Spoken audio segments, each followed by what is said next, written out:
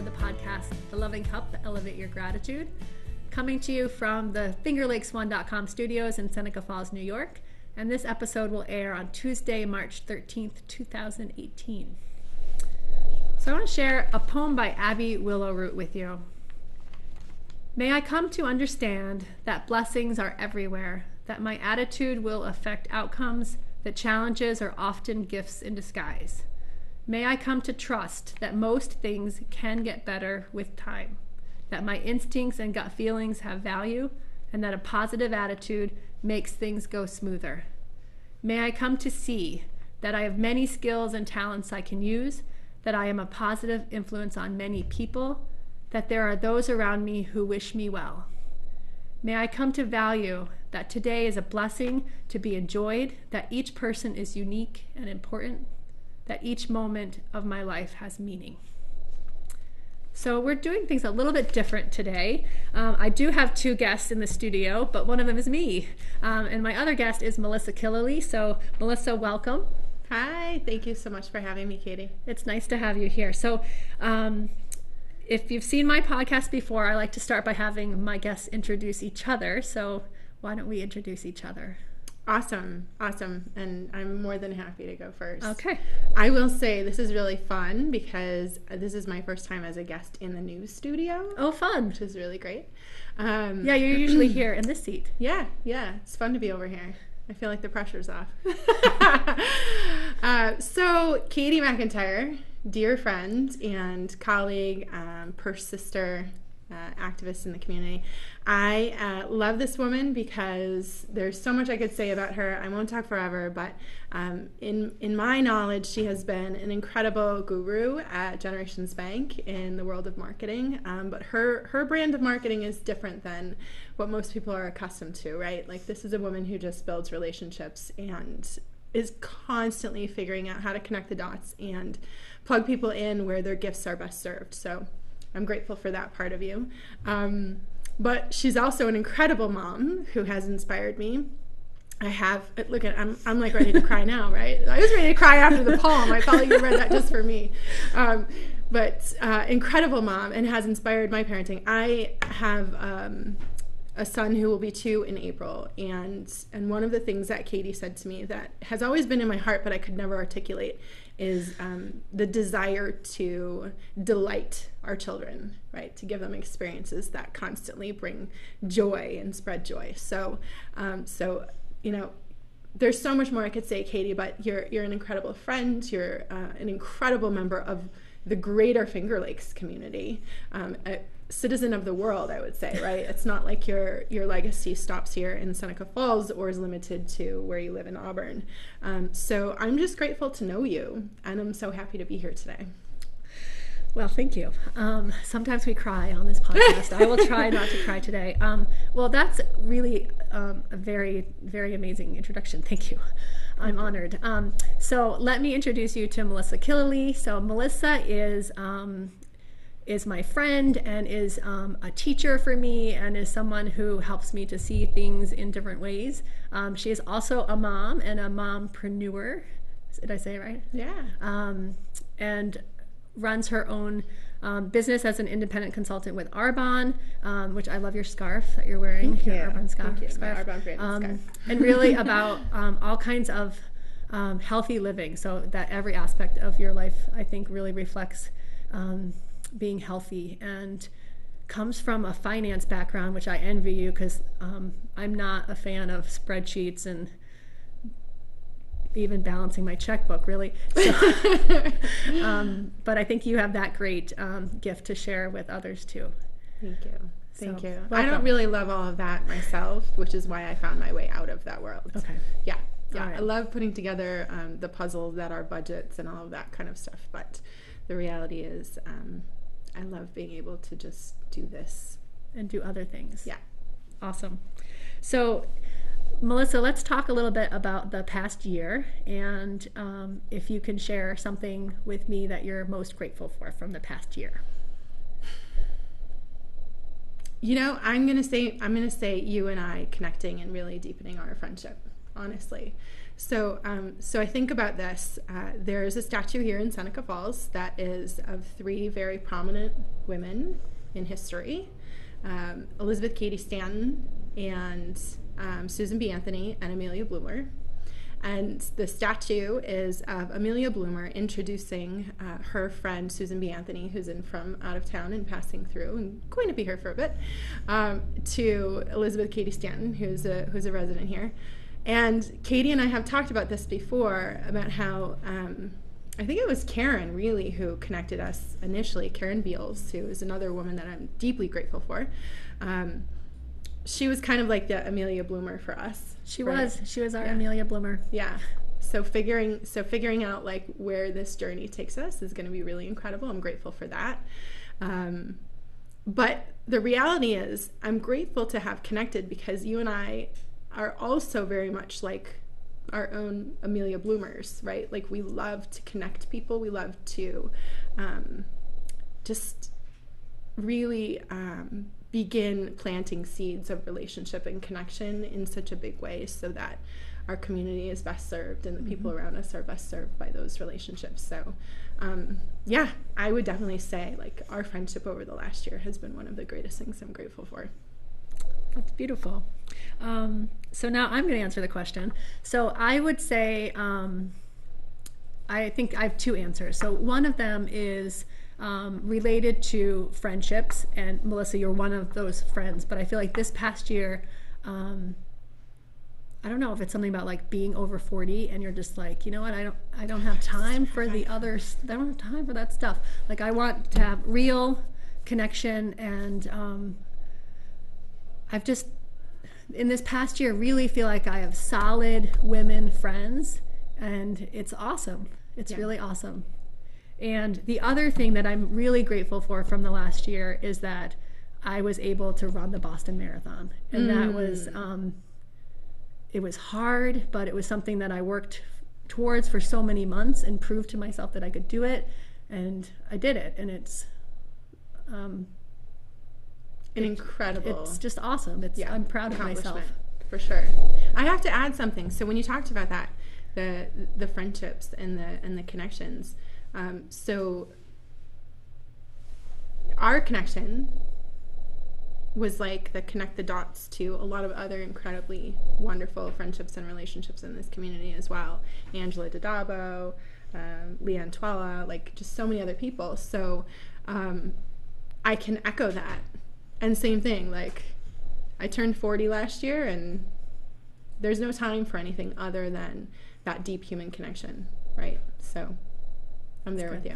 And congrats again on the Boston Marathon. So I loved having you on my podcast last year to talk about that because what an accomplishment. And that continues to inspire me every day. Well, you can run the 19K with me. Yeah. So how about if you think about your whole life? Is there something that jumps out that you're most grateful for? Adversity. Yeah, for sure. I think that so my background is an interesting one. I come from Buffalo, New York, and did not have the easiest start to life. Literally from like childhood, I had spinal meningitis when I was a little baby, and I was in the hospital for a long time. And we came from a pretty poor family. But I was afforded some incredible opportunities when it comes to education. I went to City Honors, which is a wonderful school in Buffalo. But before that, I was in the regular public school system, and there was literally like a year of my life when I was either kicked or punched by one of these kids in my class, like almost every day. But I just think back, and I went through all of these interesting challenges that I think about now, and they've just built this incredible well of resilience. So someone used a term yesterday, unsinkable, which I had never really thought about that because I don't necessarily always think of myself as a ship. but yeah, unsinkable, because from adversity comes resilience. And so that poem that you opened with, challenges becoming blessings over time. Yeah, that's been my life for sure. Well, I didn't pick it like just for you, but I had a feeling that you would enjoy that poem. I when I found it, I enjoyed it. I think for me, for my whole life, I think it's really just the family that I was born into that I'm really grateful for, and like the ability to grow a perspective of my own. And I'm naturally very curious, and have definitely been told I ask too many questions, which I said thank you, and he's like, no, it's not a compliment. Oh, okay, I'm sorry.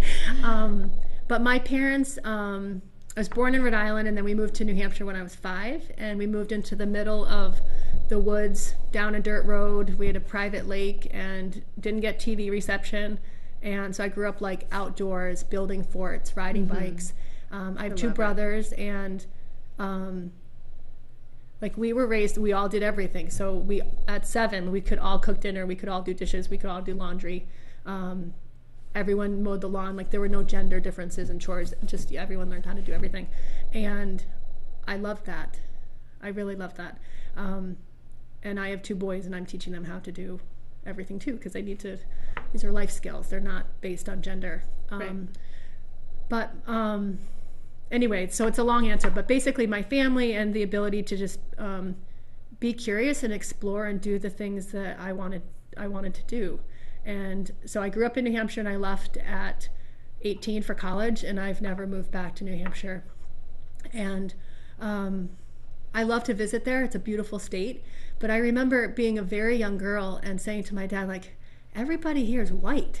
Like, where are the other people? And I wanted to be with people who were from different places and had different upbringings and ate different food and spoke different languages. And I've always had that kind of curiosity. And through my life, I've been able to travel to different countries and meet different people and work with different people. And I love that. So I'm really grateful for it. Yeah. And having met your mom and your brother at Christmas, I can completely see and understand the depth of that family connection. I love that your mom is also a motorcycle granny, by the way. I know. Yeah. She is. Motorcycle Grammy. Yeah, she actually just got a beautiful new, like, gold, honey gold Fat Boy. It's beautiful. Awesome. Yeah. She also inspires me. Yeah, she inspires me too. And, she had an interesting upbringing. She's the only girl, and she had 6 brothers. She grew up in Providence, Rhode Island, in the 60s. And some of her stories are just so amazing to me. And, it's important to hear stories of our parents and grandparents' experience and perspectives, and, especially when you put it in context to everything that's going on in the world. And the challenges may change, but, like, there's challenges throughout every time. Right. And we have to pay attention to them. Yeah, so, absolutely. So how about, this is usually a favorite question for folks, something you're grateful for now that you were not grateful for at the time. And you don't always have to go first. If you want me to go first, you let me know.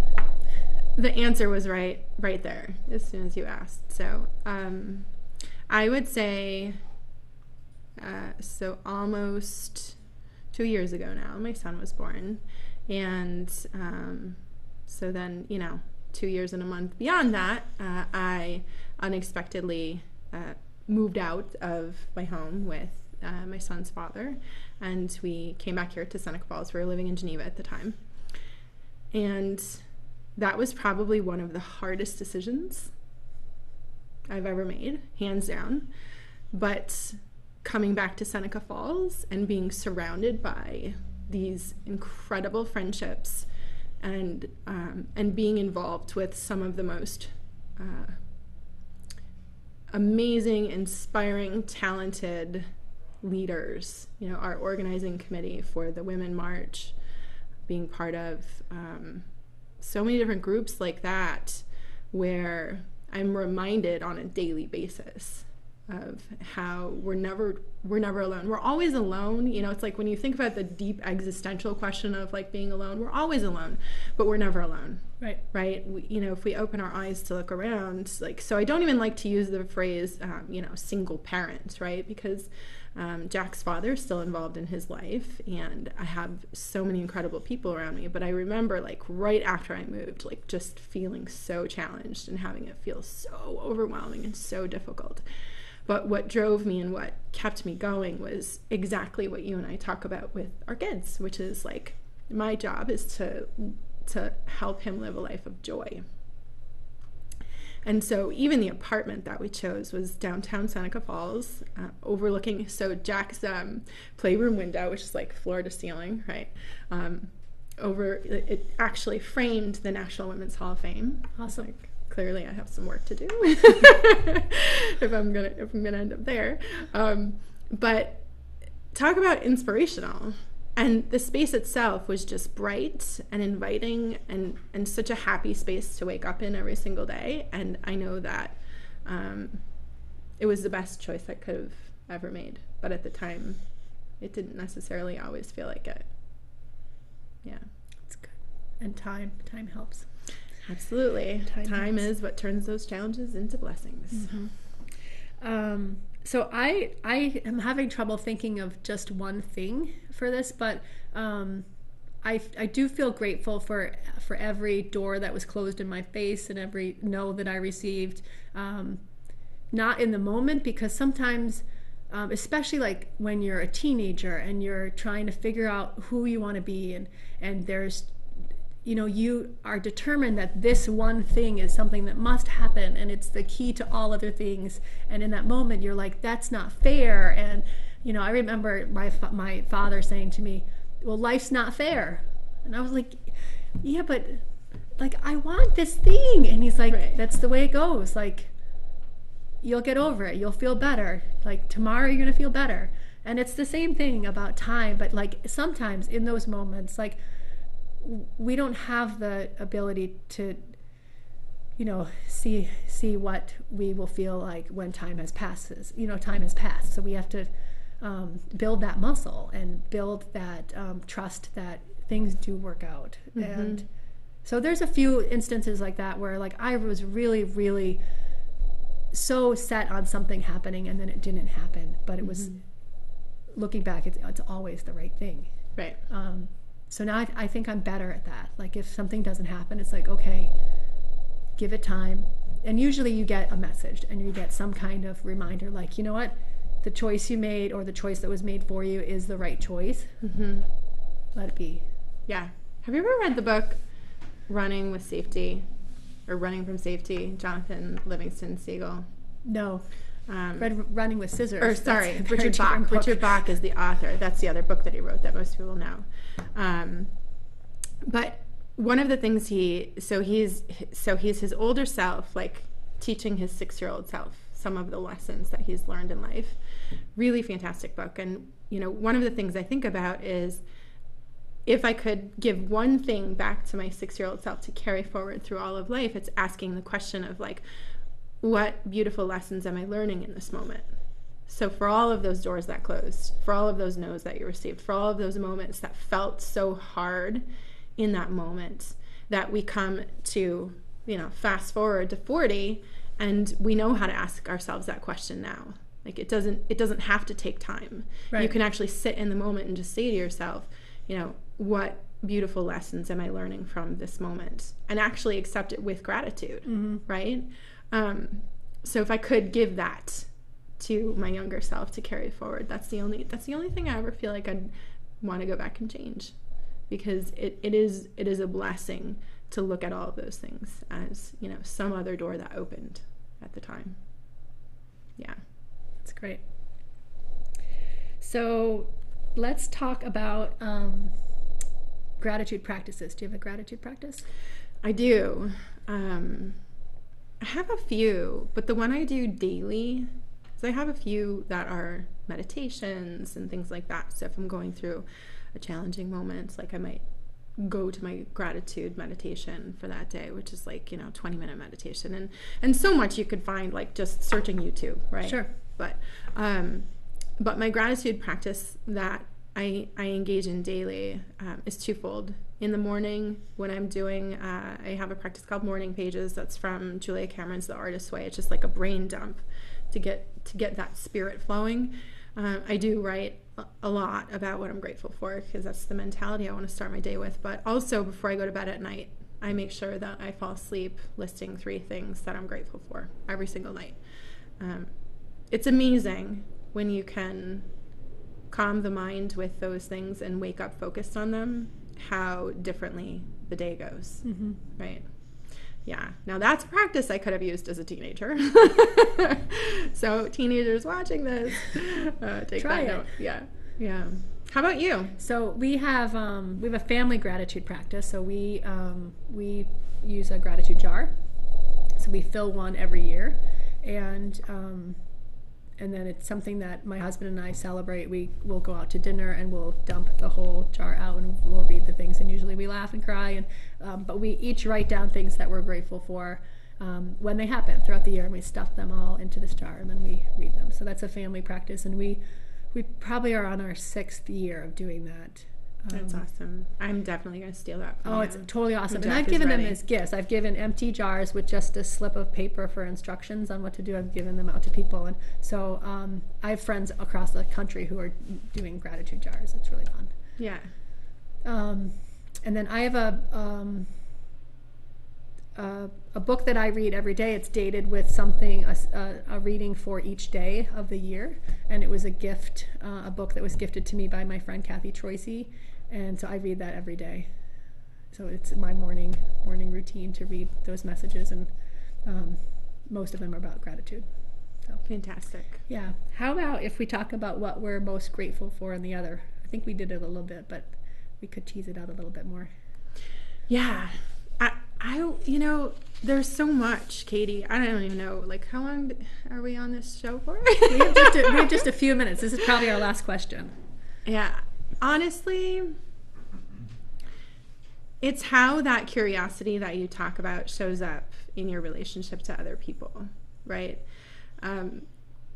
It's part of how you listen. It's part of how you engage. It's part of how you do everything, right? It's part of why you're here, right? It's that true, genuine curiosity of, like, what's going on for this other human being, right?